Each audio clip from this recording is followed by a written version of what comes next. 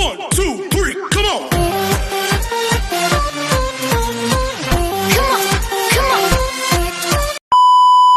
Hello beautiful people! Welcome back to my channel. This is your Mama Sam. Hola mga amigo, amiga, kumare at kumpare. Kamusta kayong lahat? Sana lahat po kayo ay okay at safe ngayong araw na ito. At syempre kung ako naman ang tatanungin nyo, nakikita naman ninyo ang beauty ng Mama Sam ninyo. Fresh overload pa rin. Diba? Ganyan talaga kapag umiinom ka ng maraming vitamin C plus kumakain ka ng maraming banana. Dahil sa banana, mas nakakaloka ang ganda ng Mama Sam ninyo. Charot! So, kamusta naman kayong lahat? Sana lahat kayo ay okay na okay ngayong araw ng Thursday. It's Holy Thursday. Then bukas ay Good Friday. And then ayun na nga, syempre, sana wag natin magkalimutan na magpasalamat sa Panginoon. At syempre, alam naman natin na walang imposible sa Kanya. So ibigay naman natin yung alam mo, yung pagbalik ng pagmamahal natin kay Papa Jesus at saka syempre kay God. And then, ayun, speaking of pagpapasalamat, gusto ko rin magpasalamat sa walang sawang tumatangkilik dito sa Mama Sam Vlog, araw-araw, lagi-lagi. Maraming salamat po sa love and support na binibigay ninyo. At hindi lang yan, syempre, sa lahat ng makasolid na makamama Sam dyan na talagang tumututok dito. Maraming salamat. At syempre, sa mga bago nating subscribers, hello sa inyong lahat ng bonggang-bongga. Kaya naman ngayong araw na to, marami akong hatid na chika sa inyo na talaga naman, oh my gosh, magtataas ang kilay ninyo ng bonggang-bongga sa mga pag-uusapan natin ngayon. Kaya guys, huwag na nating patagalin ang ating mga chika. So para sa una nating chika, eto nga, pinag-uusapan kahapon sa social media dahil Pulse Day. Yesterday, at eto nga, sabing ganong, Fatima, nag-step down na daw from the Miss Universe title. Ayan, nako po, ang dami nag-message sa akin. Sabing ganong, Mama Sam, si Fatima, hindi na siya ang Miss Universe. Oh, nakakaloka. Anyway, kahapon ay isa sa mga lagi niyong tandaan, pag April 1 ay Pulse Day yan. So, ibig sabihin ay hindi totoo ang mga binabalita. Or pwede kayong maloko or malinlang, ganon. So, hindi po totoo yan. Pinagkatuwaan lang nila si Fatima na nag-step down na. Kasi di ba maraming nga nagsasabi na gusto na nilang mag-step down si Fatima. Pero, ito na rin yung pagkakataon nila na ma-announce nila yan ng bonggang-bongga na hindi sila mapapaso. So, ibig sabihin nun ay joke-joke lang. So, hindi totoo na nag-step down si Fatima bilang Miss Universe. Ayun, sa mga nagme-message at saka sa mga nagko-comment na nag-resign na daw si Fatima, hindi po totoo yan. At walang katotohanan yan. At parang feeling ko, malabong mangyari yan. Kasi syempre, si Fatima, hindi niya bibitawan ng basta-basta yung corona niya. Kung bibitawan niya yan, sana noon-noon pa, di ba? So, yon. So, nakakaloka kayo. Walang dahilan para mag-step down si Fatima kung ang sinasabi lang ng mga tao ay ayaw sa kanya. Kasi, hindi naman niya yung pinaglaban noon. Kumbaga, parang, hindi naman siya ilalagay sa posisyon na yan kung alam niya na parang hindi siya determinado na maging Miss Universe. Ano yun? Pagkatapos na boktsahin at pag-usapan siya ng buong mundo, bigla niya nalang bibitawan ng ganun-ganun. Siyempre, hindi yan. Malabo yan. Pero na lang kung siguro kung mabubuntis siya. Ngayon nga, kahit buntis ka, pwede ka pa rin maging Miss Universe. So, wala akong nakikita pang dahilan na mabigat na parang para matanggal si Fatima sa pagiging Miss Universe. Pero na lang siguro kung hindi niya talaga nagaganap o nagagampanan yung kanyang duty and responsibility as a Miss Universe. Ganon. So, sabi nga ni Gloria Diaz, bakit siya magre-resign? Lahat sila gustong manalo ng Miss Universe, di ba? So, syempre, nasa kanya ang corona. Higpitan niya na ang hawak dyan hanggang sa matapos niya yung reigning niya. Ayun yung tingin ko. Kaya sa mga nai-imbiyer na kay Fatima, isang taon tayo may imbiyer na sa kanya ng bonggang-bongga. So, ayaan na natin siya. And then, ito, dahil nga, nag-step down na daw si Fatima, V na itinanghal ng bagong Miss Universe ngayong April 1, Pati Machugi na. So, April ano din yan. Dahil nga, biruan nga yesterday, ayan, may nag-message sa akin na parang, ayan, happy daw siya kasi Miss Universe na daw si Vina. Si Vina ay kausap ko lang nung nakaraang araw sa Miss Grand. At siya naman ay nakamove on na sa Miss Universe. And then, ang sabi niya ay mag-aartista na daw siya. To be honest, habang kausap ko si Vina, hindi ko rin makita sa kanya yung pagiging isang Miss Universe, ha? Na maturina na first runner-up siya. Pero yung beauty, maganda talaga si Vina at sexy. So, kung gusto niya mag-artista, I think kailangan maging bubbly yung personality niya. Kasi medyo a little bit na parang ang tahimik lang ni Vina, hindi siya yung katulad ba ni Gatchabel na parang yung loud yung personality or ni Emma Tiglao na parang pag nakakita ng tao, hello! Siya hindi. Pag ang tahimik lang. Pero mabait naman. So, tahimik lang talaga. But, sa nakikita ko, parang paano siya mag-aartista, hindi ko pa alam. Siguro gagawa siya ng mga movie na mga katulad ng ginagawa nila Infa, ganon, or horror, mga ganon. Pero artista, siguro okay, pwede. Depende. Pero sana makitaan ko si Vina na yung personality ba niya, nandoon na bubbly, kalog, alam mo yun. Kaso hindi ganun eh. Anyway, so good luck kay Vina and hindi totoo na si Vina na ang bagong Miss Universe. Ganon! At eto din, ngayong April 1, ginawaran ang Miss Cosmo as a certified major pageant na. Anong chika nyo dito, Mama Sam? Ang chika ko dyan ay isang malaking joke. Charot. So, yun. Dahil nga April 1 yesterday, sus ko, naloka talaga ako sa mga dream ng mga tao. So, ito na nga. Siyempre, pag-usapan natin ang Cosmo. Ang Cosmo, to be honest, maganda naman yung pageant nila. To be honest, isa tong promising pageant na pwede talagang maging major pageant in the future. But for now, I think masyadong maaga para tawagin natin siya. Isa na siya sa mga pinakamagaling at isang major pageant na talaga. So, hayaan na muna natin siya mag-build ng kanyang momento dito sa mundo ng pageantry. So, 1 year, 2 years is not enough para masabi mo na, ay, isa siyang big pageant. Kailangan consistency, tapos yung pagpili ng reyna nila, talagang alam mo na dekalidad, yung mga tipong ganon. Kaya nga nahirapan si Miss Grand na makuha yun kahit umabot na siya ng 10 taon noon, di ba? Kailan lang ba dineclare si Miss Grand na maging isang major pageant?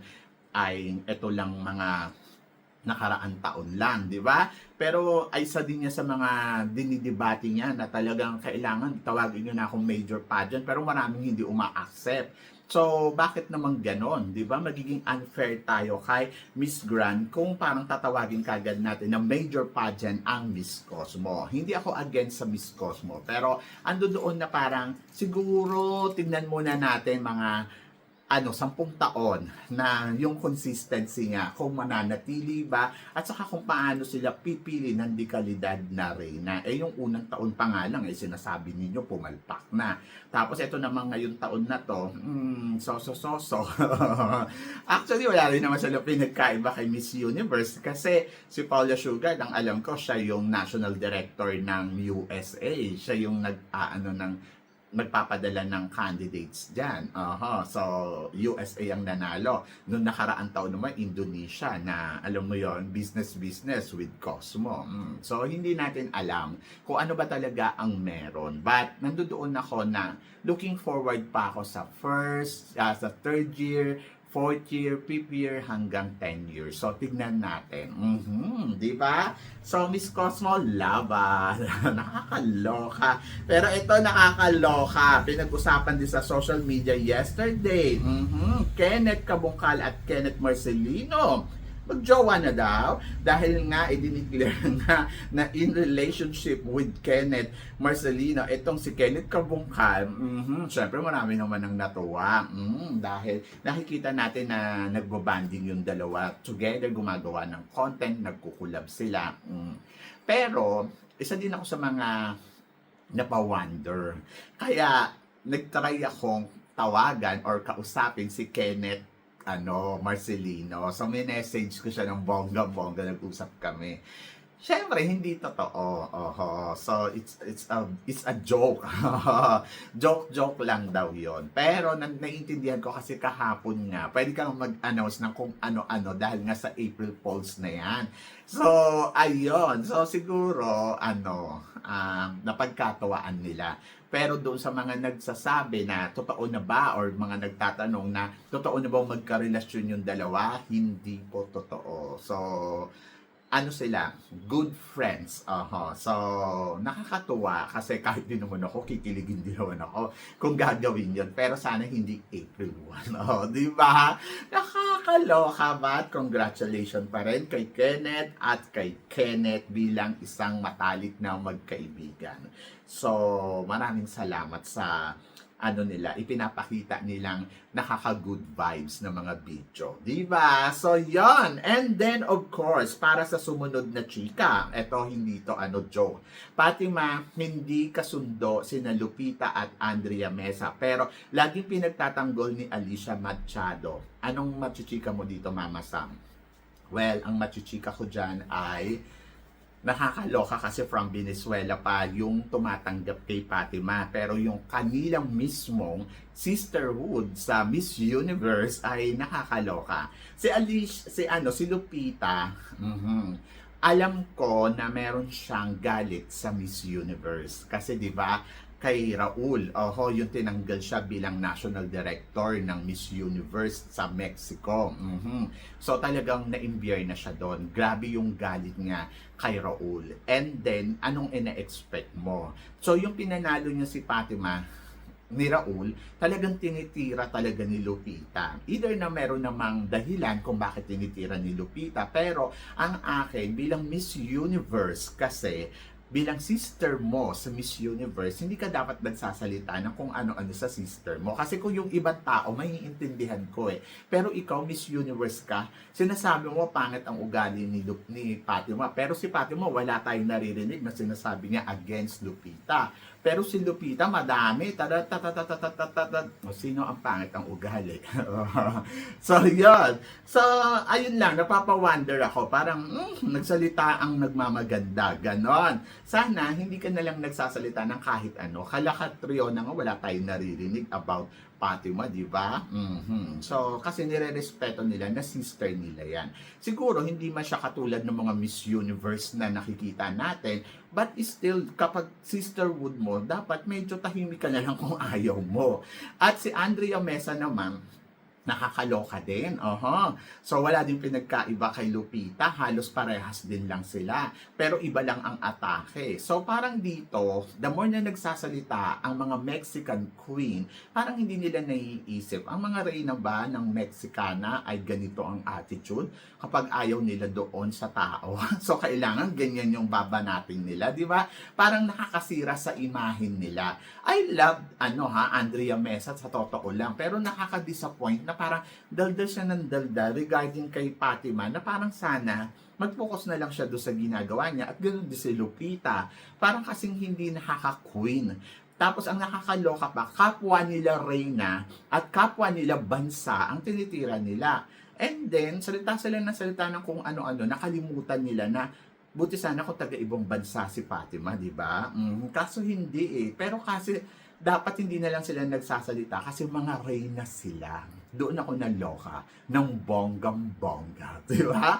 Diyos ko Lord, ang sarap tumambling, nakakawindang, nakakaloka. Anyway, wala naman tayong magagawa. Kasi yun yung kanilang pananaw.